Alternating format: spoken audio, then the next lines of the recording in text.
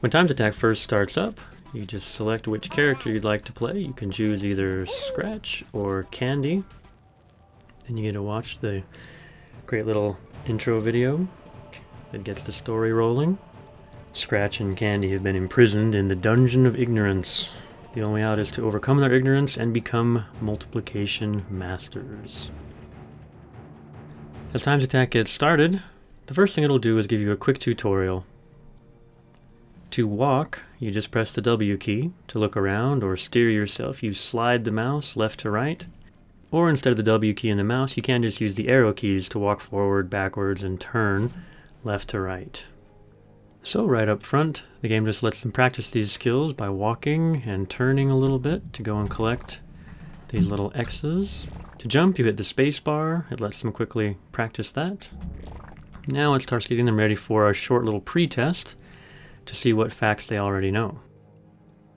We recommend you use the number pad to enter numbers. Then it lets them practice entering numbers. If they hit a question during the pretest that they don't know, they can just skip it by pressing the space bar. Then, so that we can correctly process their pretest and post-test data, we just have them choose which grade they're in, and we begin the pretest. You can see on the left-hand side here, it's going to keep track of how many questions have been asked. Altogether, there's going to be 66 facts, excluding reciprocals. If they don't know an answer, they can just skip it. Over on the left-hand side, you'll see that it's keeping track of which ones they get correctly and which ones they miss. And they just continue to go through this environment, collecting the X's and working their way through the pretest. If the whole pretest just gets too hard, they can skip the rest of it by holding the space bar for 3 seconds. At the end of the pretest, it shows their results. These will become much more meaningful when we take the post-test and are able to see the improvement that they've made. And we've made it through to the end of the first little environment. The game automatically saves our progress at every checkpoint. Once we finish the pretest, it lets us choose which environment we'd rather play in, either the dungeon or the palace. We sometimes call the palace the friendly palace because it's a little bit gentler. Once the game fires up, you can see we've got some hints down at the bottom that tell us what we need to do in case we forget. Basically, we just drop down this hole and we run find the first key. The key turns on these doors that ask us a question, and then it provides a visualization of what that question means. In this case, it's 2 groups of 2. Each of those groups of 2 then spits out a snail that represents a group of 2. Once we collect those snails, we throw them back at the door to build the answer a second time, 2, 4. And once we've demonstrated that we understand why 2 times 2 is 4, then it lets us actually type in the answer. And now we've got a friendly ogre who comes out to make sure we've got that down. Now this ogre is actually very sophisticated, but at this point he doesn't think we know very much besides 2 times 2. So about all he can do is ask us 2 times 2 a few times and then let us move on. So he gives us his key that will go and enable the next door. So we come down the hall to the next door, where we get a question and a visualization of the next answer. In this case, it's 3 times 2, 2, 4, 6. Then we come and build the answer a second time, 2, 4, 6. From the beginning, Times Attack teaches reciprocals. So in this case, 2 times 3 has been reversed to show 3 times 2. In other words, 3 groups of 2. When we see it next time, it might be the reciprocal of that, 2 times 3. Now the friendly ogre comes out and he wants to pull knowledge from as deep within our long-term memory as possible. So his initial question is not 3 times 2 like we just barely learned. Instead he's going to pull 2 times 2 from our memory because he feels like he's guessing we can probably still remember that fact that we learned a moment ago. And then he's going to ask us 3 times 2 after our short-term memory has been cleared out by answering 2 times 2. And we'll build on that a little bit as you can see in the next example. So we come to the third option here. We have the key to unlock it. We turn it on now. It's 4 groups of 2. 4 times 2 could also be 2 times 4 if we flipped it around. We build our answer, 2, 4, 6, 8, as we collect all those snails. And then we come back and we throw them at the door. You throw them at the door using the mouse key or the F key. We watch us build our answer, 2, 4, 6, 8. Then it lets us start answering questions, and the friendly ogre will come out. Now he's not going to ask us 4 times 2. Again, he's going to pull that 2 times 2 from as deep in our memory as he thinks he can get away with, always gauging whether he's successful or not. If we miss a question and we can't quite remember it, He lets us know the correct answer, then he lets us practice it, and then he starts once again pulling facts from his deep inner long-term memory as he calculates he can. Once he's sure we've got it down, he goes ahead and gives us his key. Now, this particular ogre is a little bit more challenging.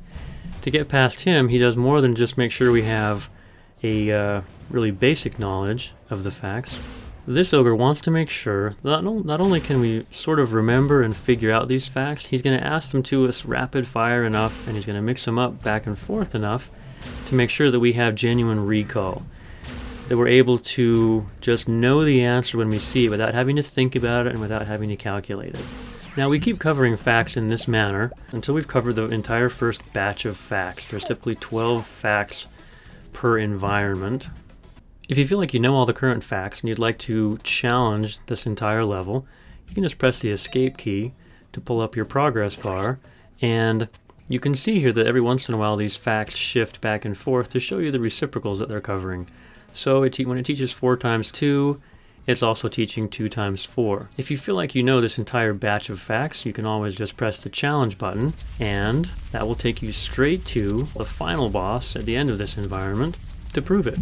So the final boss comes up and he just asks us the 12 facts that we should have learned by now.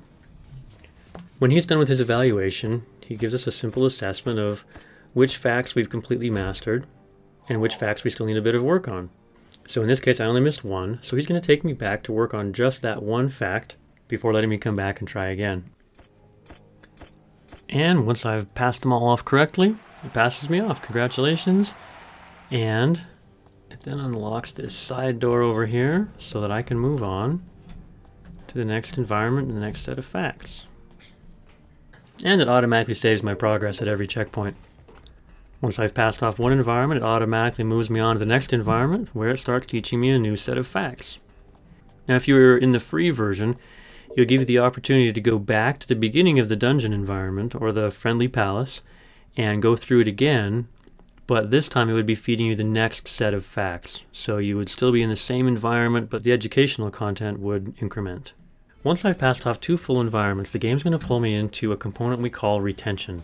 The basic point of retention is to go back through all of the facts that I've mastered and make sure that I'm holding on to mastery of all of them. It's going to keep track of any that I might be having a problem with. Retention is a little bit forgiving. If I mistype a fact, it will give me a second chance on up to 10% of the facts given.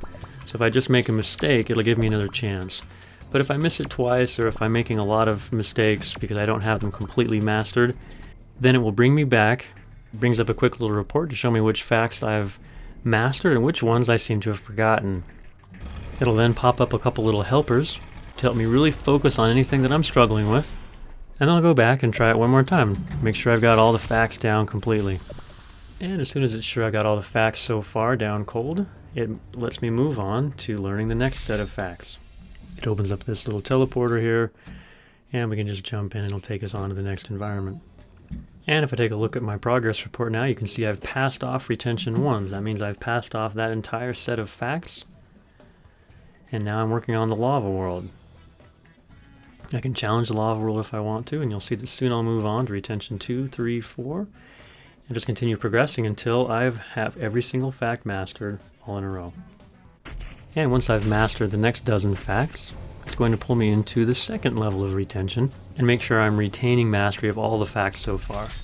Starting with the second round of retention, if you're in the free version, you'll still be constrained to this little portion of this island, but if you have any kind of upgrade, you can move on to the other portions of retention that are a little more entertaining.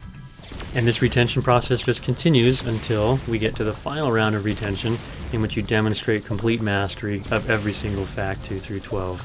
Note that if students are unable to pass off retention after the first 3 attempts, it will automatically start getting easier for them, but it will record whether they pass off the final degree of retention at a lower degree of difficulty.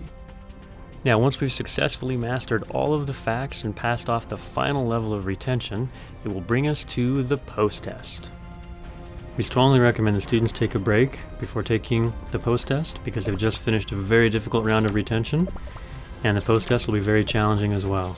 They're now ready to make their escape from the Dungeon of Ignorance. And now it shows up with my post-test score. And then this is a huge accomplishment that these kids have made by this point. They've got every single fact down cold. The way that we've set it up, they're probably going to have an extremely solid retention of that mastery as well. So congratulations to them. Thank you.